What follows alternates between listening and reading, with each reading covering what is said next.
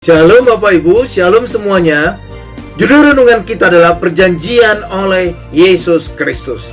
Ketika Tuhan Yesus mati dan menyerahkan nyawanya di kayu salib, terjadi gempa bumi dan tabir bait Allah terbelah dua dari atas sampai ke bawah.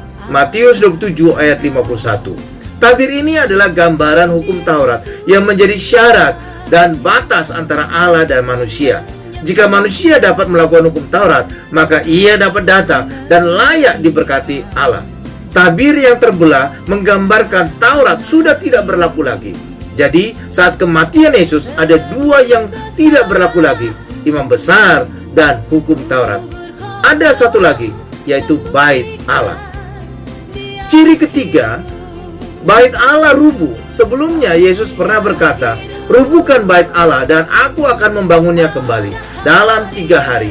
Nubuat ini mengacu pada kematian dan kebangkitan Tuhan Yesus pada hari ketiga. Yohanes 2 ayat 19. Jadi secara rohani bait Allah sudah rubuh ketika tabir bait Allah robek dan ruang Maha Kudus, tempat Allah bersemayam, hancur. Kehancuran ruang Maha Kudus yang menjadi pusat dari bait Allah sudah menghancurkan bait Allah. Perjanjian oleh Yesus Kristus.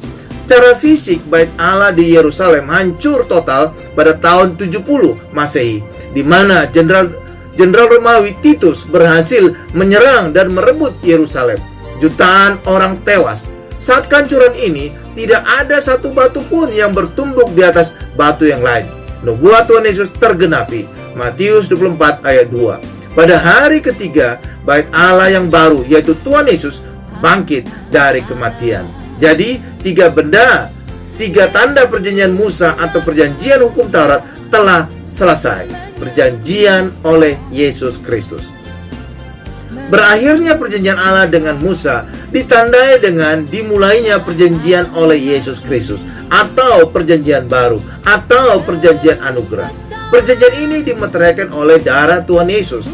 Perjanjian ini mirip dengan perjanjian Abraham karena oleh kematian Yesus, berkat Allah kepada Abraham bisa sampai kepada kita. Galatia 3 ayat 13 sampai dengan 14. Perjanjian ini sempat terhenti karena perjanjian Taurat yang mengandalkan pada perbuatan manusia, tetapi diteruskan kembali setelah kematian Yesus.